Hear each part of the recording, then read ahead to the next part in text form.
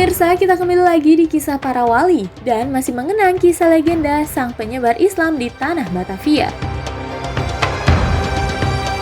Pangeran Jayakarta mewarisi kekuasaan atas pelabuhan Sunda Kelapa dari Kerajaan Pajajaran yang bersekutu dengan Portugis pada Februari 1527. Fatahillah lalu mengganti nama dari Sunda Kelapa menjadi Jayakarta atau Jayakarta.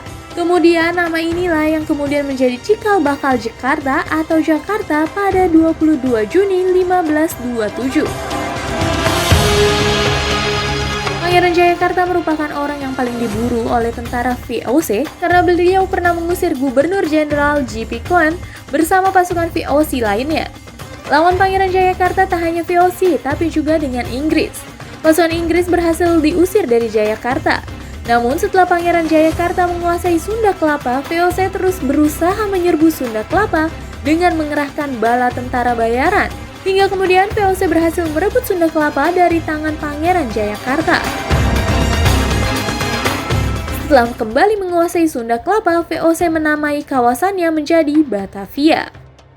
Di Mangga II, di situ benteng pertahanannya sehingga selalu memimpin perang melawan Belanda.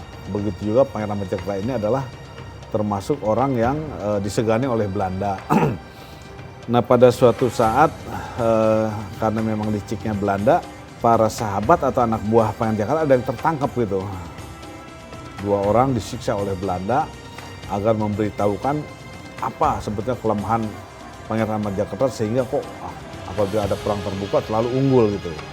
Nah, karena siksaan ini sangat pedih gitu kan, akhirnya kedua tentaranya ini memberitahukan bahwa Pangeran Ahmad Jakarta ini memang mempunyai kelemahan. Kelemahannya itulah misalnya pakai najis, pakai daging tulang babi dan lain sebagainya gitu.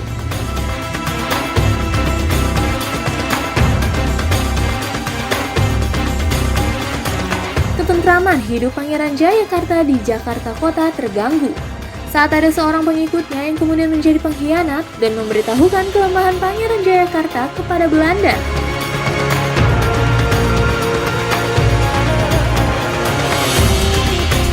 Beberapa saat setelah Belanda tahu kelemahan pangeran, terjadilah perang terbuka pada 1619 hingga akhirnya pangeran dan pasukannya mundur.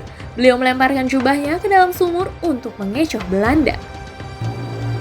Nah, pada suatu saat tahun 1619 itu ada perang terbuka gitu. Karena Pangeran Ahmad Jakarta ini sudah diketahui kelemahannya, sehingga Belanda dengan mudah menerobos benteng pertahanan Pangeran Jayakarta. Nah, disitulah Pangeran Jayakarta agak terpukul mundur. Nah, Pangeran Jayakarta akhirnya mengajak pasukannya untuk pindah bentengnya, yaitu pindahnya itu kalau ke sini, ke Jatinegara Kaum. Yang satu masih hutan belukar gitu ya, masih hutan jati. Nah, pada saat Pangeran Ahmad Jakarta ini akan pindah atau memindahkan benteng pertahanannya ke Jatinegara Kaum, pada saat itu di Mangga II itu mereka dikejar-kejar oleh Belanda gitu. Nah, disitulah di Mangga II itu ada sebuah sumur gitu ya.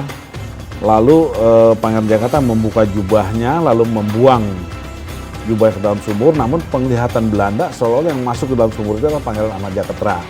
Nah, sehingga diberondongi oleh peluru, dijaga gitu kan. Seminggu, sebulan, 2 kok tidak ada mayatnya gitu.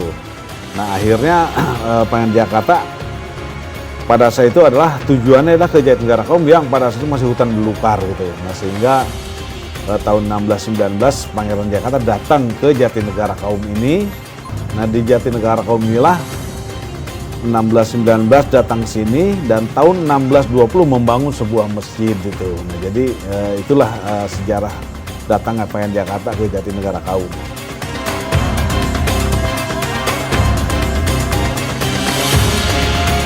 Lalu di manakah lokasi sumur tempat Pangeran Jayakarta membuang jubahnya?